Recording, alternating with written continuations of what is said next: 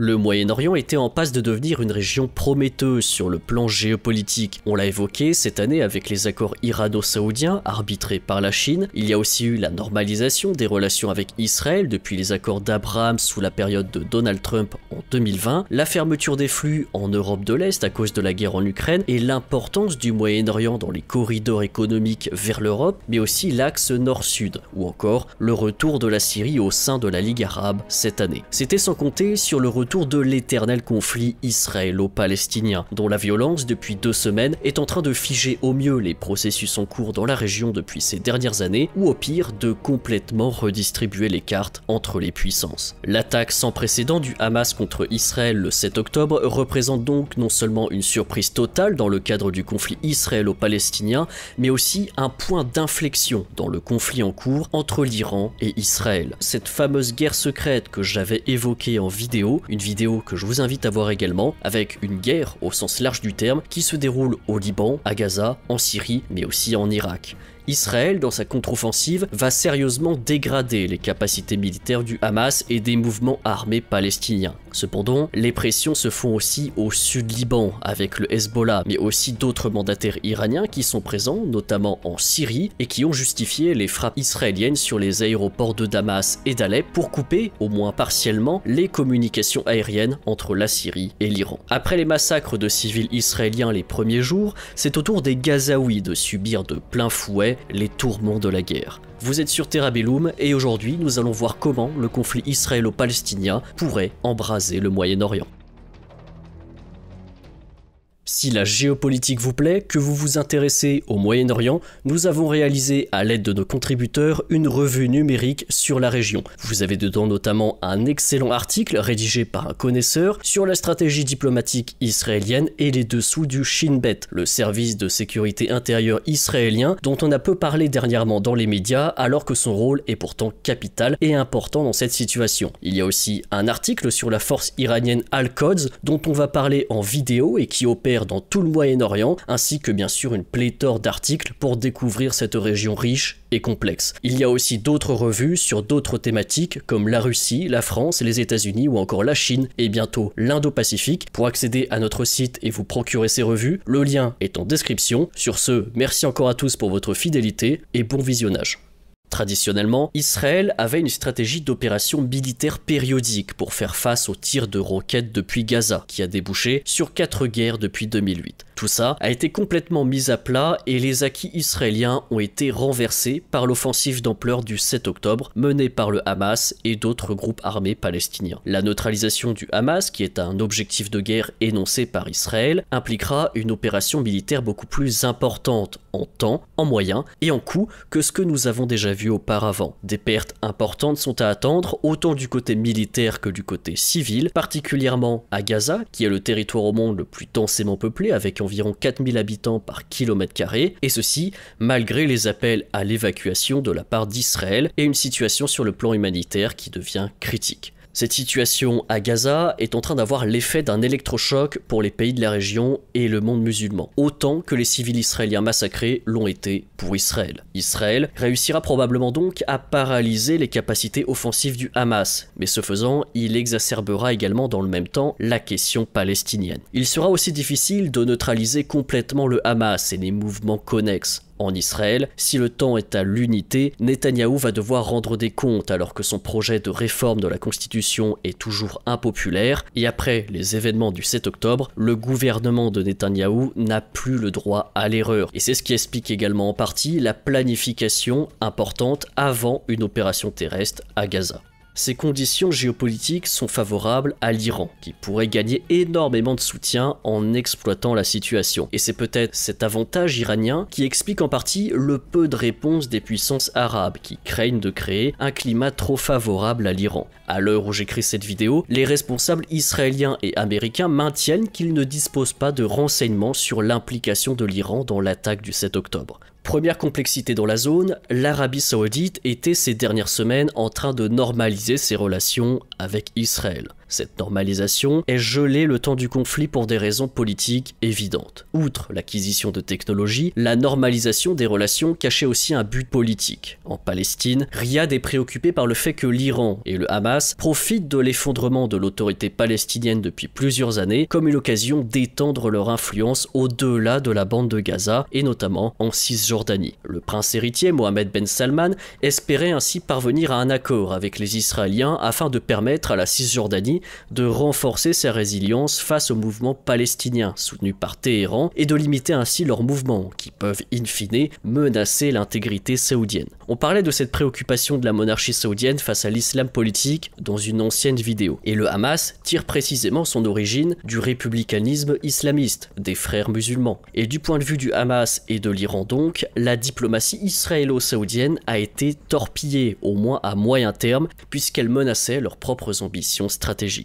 L'attaque sert également à un autre intérêt clé de l'Iran. Pendant plusieurs années, Téhéran a été la cible d'opérations secrètes des services de renseignement israéliens, qui visaient des scientifiques avec des assassinats ciblés ou encore des frappes sur des installations iraniennes. L'Iran a subi un autre coup dur en janvier 2020 lorsqu'une frappe de drone américain a tué le major général Soleimani, commandant de la force Al-Quds, la branche des opérations à l'étranger du corps des gardiens de la révolution islamique. Soleimani avait passé des décennies à construire le réseau d'influence de l'Iran, y compris avec le Hamas et le djihad islamique palestinien, et son assassinat ainsi que les attaques israéliennes et les troubles politiques et économiques qui ont suivi en Iran ont sérieusement menacé la crédibilité de Téhéran au sein de son propre écosystème et de sa capacité d'influence. L'attaque du 7 octobre a donc permis de remporter un certain succès en termes de communication, puisque l'opération Choc en Israël montre au monde arabe et même au monde entier que les soutiens de l'Iran ont la capacité de frapper de manière coordonnée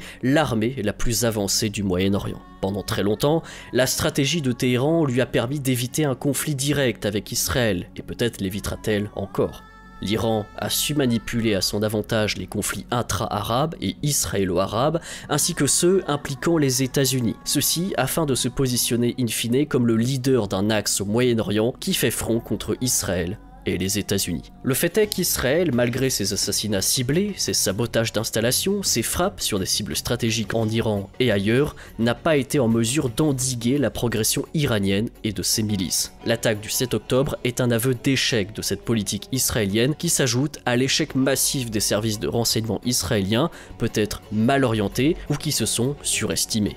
La stratégie israélienne était donc insuffisante pour contrôler l'influence iranienne au Levant. Israël fait face au Hezbollah et à d'autres milices chiites qui constituent une menace bien plus sérieuse et expérimentée par des années de guerre en Syrie que le Hamas. Et même maintenant, alors qu'Israël se concentre sur une offensive terrestre majeure à Gaza, il est évident qu'Israël est profondément préoccupé par l'ouverture d'un deuxième front par le Hezbollah au Liban ou même d'un troisième à la frontière syrienne. Et c'est précisément pour faire pression sur l'Iran et ses proxys pour les dissuader d'opérer au nord d'Israël que les États-Unis ont envoyé sur zone l'USS Ford qui pourrait être relevée ou complétée par l'USS Dwight Eisenhower. La menace que représentent les milices chiites est donc prise très au sérieux par Israël, ou en tout cas par son allié le plus proche, les États-Unis. Il est en effet probable que l'Iran prévoit d'activer le Hezbollah et d'autres actifs en Syrie pour perturber l'opération militaire israélienne à Gaza, surtout si le conflit venait à se prolonger, qu'Israël s'enfonçait dans la bande de Gaza et qu'à l'international, les voix s'élevaient petit à petit contre le bilan humanitaire.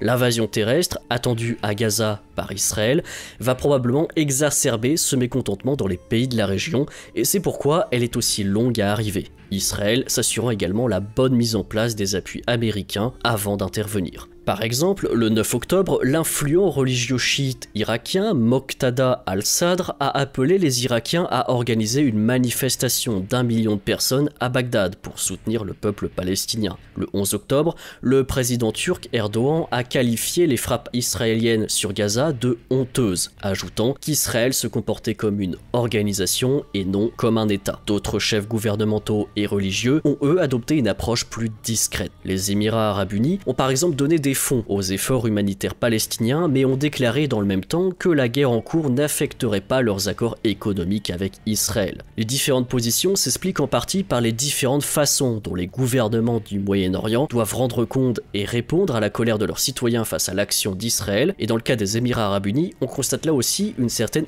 efficacité avec laquelle le récit médiatique national du gouvernement des Émirats Arabes Unis a réussi à déstigmatiser Israël. Et c'est là un effet direct de la normalisation des relations qui est en cours depuis plusieurs années. La réponse dépend aussi d'impératifs géopolitiques. Turquie et Arabie Saoudite sont par exemple en compétition en tant que représentants du monde sunnite et doivent prendre position sur la question palestinienne. Mais il y a aussi une défiance de la part de nombreux pays à l'égard de l'Iran et de son influence qui limite le soutien au groupe palestinien.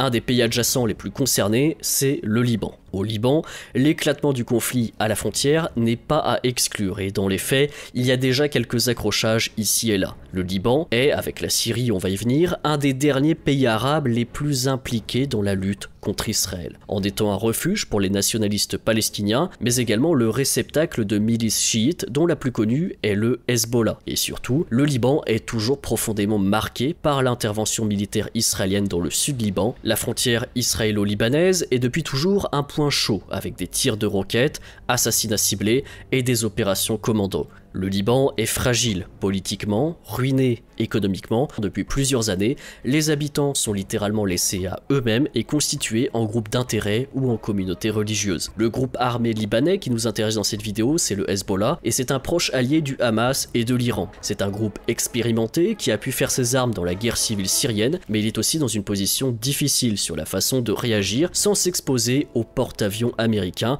et sans déclencher une opération dans le sud du pays.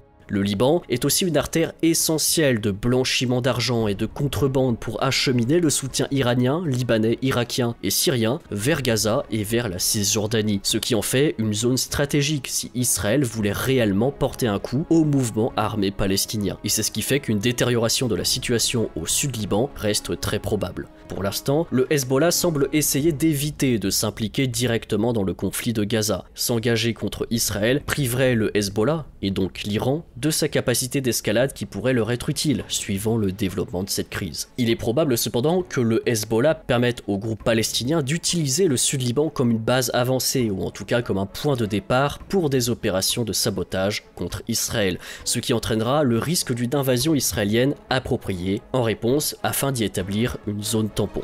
Une incursion israélienne dans le sud du Liban forcerait invariablement le Hezbollah à s'impliquer dans le conflit, ce qui entraînerait en retour des répercussions sur le reste du Liban, allant d'une hausse de la violence à des problèmes humanitaires et économiques qui de toute façon plombent déjà le Liban. Le but de cette vidéo, c'est avant tout de faire la transition entre mon ancienne vidéo sur la guerre secrète entre Israël et l'Iran et un potentiel embrasement de la région. Le conflit pourrait en effet s'étendre à d'autres pays du Moyen-Orient qui ont un lien avec l'Iran, notamment la Syrie, l'Irak ou encore le Yémen. En Syrie, après 12 ans de guerre civile et de frappes aériennes israéliennes récurrentes, il est peu probable que le gouvernement syrien s'investisse ouvertement contre Israël. Néanmoins, le pays accueille un grand nombre de troupes militaires iraniennes, de combattants du Hezbollah et d'autres militants alignés sur l'Iran, dont certains sont positionnés près du plateau du Golan, un territoire de Youré syrien, mais de facto israélien depuis 1967, qui est, aussi avec le sud Liban, un autre point chaud dans la région. Depuis le 10 octobre, les miliciens tirent depuis la frontière syrienne avec des mortiers sur le Golan et l'objectif est d'immobiliser partiellement les forces de Tsahal afin d'empêcher leur déploiement ailleurs. Avec la présence des porte-avions américains, l'implication états-unienne pourrait être plus ou moins forte et cela pourrait aussi se répercuter sur les 900 soldats américains présents dans le nord-ouest de la Syrie. Les porte-avions, ce n'est pas rien, c'est un levier de puissance et de diplomatie considérable qu'on avait déjà expliqué dans une très ancienne vidéo avec ses avantages et ses inconvénients, mais qui fait toujours un certain effet quand il pointe le bout de son nez. Ces porte-avions pourrait tout à fait frapper des cibles en Syrie ou encore au Liban en cas d'escalade. Cela créerait également des complications non seulement avec la Liga arabe qui a réintégré cette année la Syrie,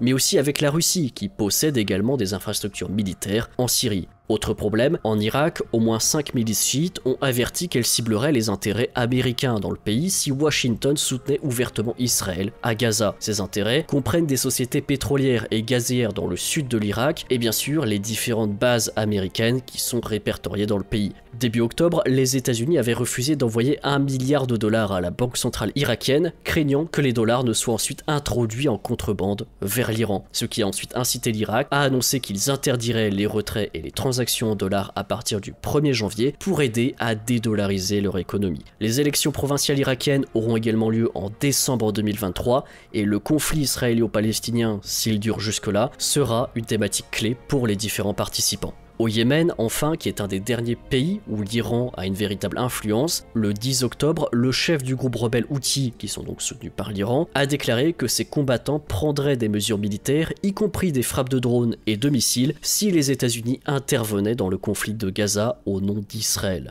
Cette situation est catastrophique pour l'Arabie Saoudite, mais ça, je vous dédie bien sûr une petite vidéo sur le sujet. Et le problème, c'est que le conflit à Gaza est en train même de s'immiscer dans le conflit en cours au Yémen, et va rendre d'autant plus difficile pour l'Arabie Saoudite d'offrir aux Houthis des concessions significatives dans les pourparlers de paix. Si le conflit israélo-palestinien s'embrase d'autant plus, il est donc possible de voir des points chauds, y compris au Yémen, s'embraser de nouveau malgré le cessez-le-feu de facto en place au Yémen depuis octobre 2022. Car si la crise s'aggrave dans la région, l'Iran pourra également soutenir les Houthis pour qu'ils relancent leurs attaques contre les infrastructures pétrolières et gaziennes saoudiennes, malgré, et oui, les accords irano-saoudiens. À l'heure où j'enregistre cette vidéo, nous sommes dans une phase d'attente, de probables négociations en interne entre les gouvernements, ceci avant une potentielle implosion. Israël prépare méticuleusement son opération terrestre à Gaza et n'a plus le droit à l'erreur. Mais Israël doit également prendre garde à ne pas dégarnir sa frontière nord face aux milices chiites. L'Iran se réserve elle des cartes en main et n'a pas encore déployé tout le potentiel de son réseau de fidèles au Liban, en Syrie, en Irak et au Yémen. Les États-Unis, eux, s'exposent à nouveau au Moyen-Orient. Leurs troupes en Syrie et en Irak sont des éléments vulnérables et leurs porte-avions modèrent, pour le moment, les velléités contre Israël. En l'espace de quelques semaines, le Moyen-Orient retourne à l'état de poudrière, reste à voir si quelqu'un allumera la mèche.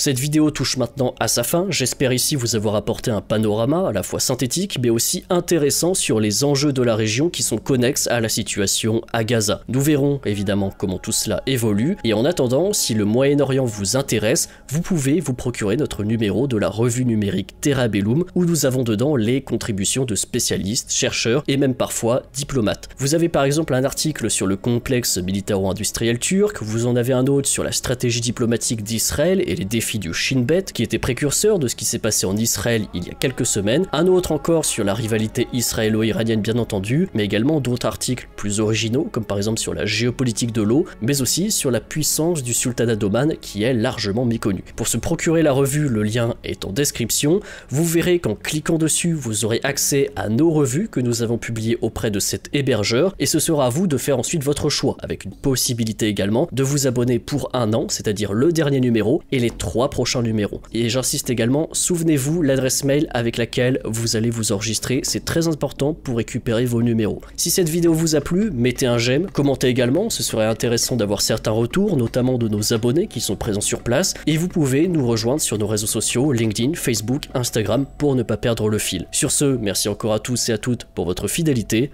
et à la prochaine.